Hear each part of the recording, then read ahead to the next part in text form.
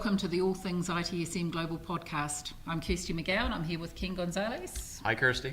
and Carlos Casanova. Hello, Kirsty. And our special guest, Ivor Macfarlane. Good day, Mum. Did you say ma'am or mom? Mum.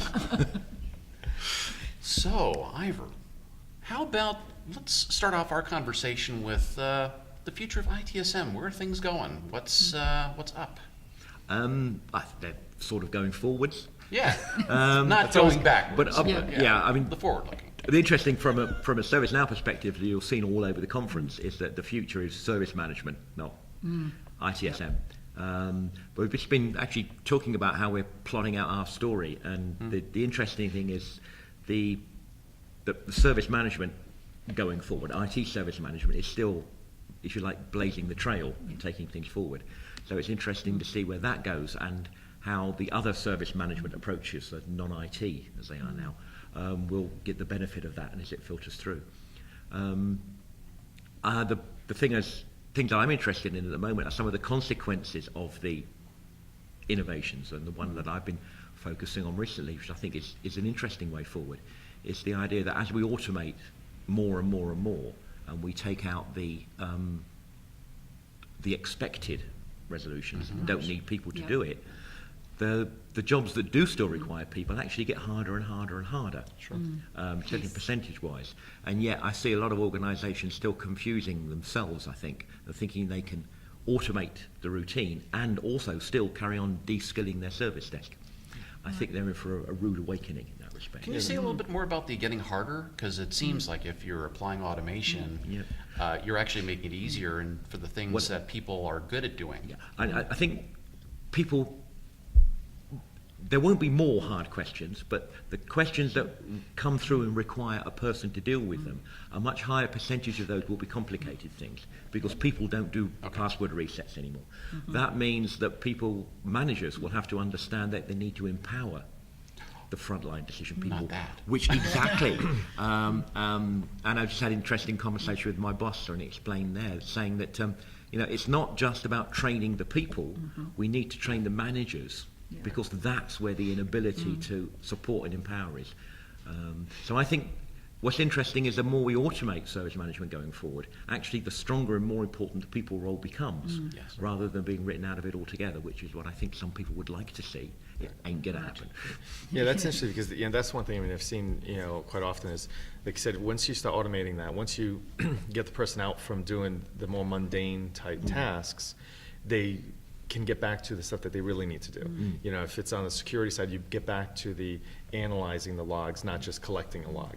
Looking at, is there a pattern there? Is there some kind of issue going on that wouldn't have been picked up because it's unknown? So they can actually do that rather than just running around, scrambling, dealing with the day-to-day. So yeah, if you can automate that, but you're right, that individual now needs to be able to do that. And one of the things that comes out of that, which I think service managers have got to understand, is that it's not an exact science anymore. And if you've got good people, they'll get things right 9 times out of 10. If you start blaming them for that 10th time, then they won't make the decisions in future, and you're actually going to deliver a worse service. So that's the thing that I think we've got to get through to managers. It's okay for your people to be wrong sometime. Your job is to support them. So and I don't see that happening very often. So do you think that means that the ideal person we're looking for on the service desk in the future is going to be quite different to what it was 5 years ago? I think the ideal person we should have had on the service desk 5 years ago is actually quite different to what we have actually had on the service desk for the last 5 years. I don't think the requirement has changed. I do hope in the future that some people might actually look at the requirement before they start their service desk. Too radical. Yeah, I mean, you've seen my presentations before, Kirsty, on the topic of it. Very simply put, it says this is the kind of person that makes a good service manager. You're judged by your invisibility, really. If people can see you've done it wrong. You don't want to fix faults. You want things to work. So invisibility, not seeking glory, happy to be in the back room. If you look at your typical IT person, they went into the business to play with the toys. They're happiest when things break, and if things aren't breaking, they'll go out and break them so they've got something to fix. So if you then take those two facts and say, where would you get great service management people? The last place you'd look for them is in IT, And where do we get all of our IT service management people from? From So IT, there's a yeah. potential inconsistency there that that may be addressed. And as the skills involved actually broaden out from IT, it may be easier to focus on the fact that you need people to be people first and service management focused, and not have the technical background that isn't so necessary anymore because we've all automated that away, as we hope. You know, we've had a few conversations in the last little while about a concept that of intelligent disobedience. So, do you want to just explain a little bit what you mean by I that? can tell you where I stole intelligent disobedience from as a concept, certainly. It's from the service dog training aspects. Yeah.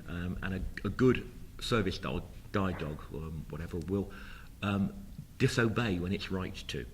And I mean, a silly example, you've been led by your dog up to the curbside, and it sits down and you wait, and then you hear the beep, beep, beep, beep, beep of the crossing saying it's safe to cross. Dog doesn't move, so you gently kick it a little bit and say, come on Bonzo, off we go, and the dog refuses to move. And then the police car coming up goes through the red light. And the dog is trained to know when not to do what it's told, because it's in a position to understand it. And that role is just fundamental to what I've been talking about, and the 9 times out of 10 right. Right, and but that's the thing, you know, exactly to your 9 out of 10. That one time, what happens is they're showing the initiative. They're doing it for the right reasons, and sometimes it might not be, but they're trying to do it. But they're incented to just comply. And the last thing I've always told people is, you don't want someone blindly compliant. No. Because they're going to take you over the cliff, because that's where the road led. Yeah, absolutely. And they see it and like, we're going to die. Here comes the cliff. Yeah, but it's my job is to keep this on the straight line. I'll say one thing back to ITIL. Way back in the day, when Ruth Kerry was the branch head of ITIL, I learnt a lot from her approach, because her attitude was she would empower people. And I went off to a meeting and came back and said, this is what I said we should do. And she said, actually, that's not what I would have done, but we sent you to do it and to make the decisions, so that's what we do. And you know, that degree of, you know, I put you up there, therefore I support your decision, whatever it may be. Yeah. That was very powerful, and you went out and you made decisions next time. Other people in that kind of position have made me reluctant to make decisions on other occasions. Well, that sounds like she was much more of a leader than a manager. Yes. Yes. Yeah. And that's the big thing. We've had that discussion. Another recurring before. theme. Right. It's, you know, the empowerment. And I recognize that I'm empowering you to take some risks. I recognize that with that is going to come some failures. Let's mitigate those failures. Let's mitigate the damage of those failures. But I'm empowering you to do that versus, look, you're just going out, here's what I want, come back. And I think you lose the person that's more intelligent, that wants to do that. So. Well, I mean, it's the old rule about processes and structures and frameworks. I first heard it about SSADM. They told me when I started learning it. You have to understand that SSADM makes average programmers produce good product. Yeah. But you have to bear in mind that it also makes great programmers produce good product. Yeah. Levels that playing field a little bit too much sometimes. And frameworks generally do that. And it's the concept of intelligent disobedience is crucial to actually keeping great stuff on occasions. Right. Right. Well, as always, Ivor, it's been a great pleasure chatting with you, and I'm actually really looking forward to seeing where your intelligent disobedience concept goes in the future. Yeah, well, if you're intelligent enough to...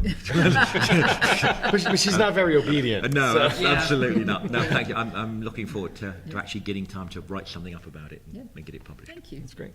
Thank you, Ivor. Thanks.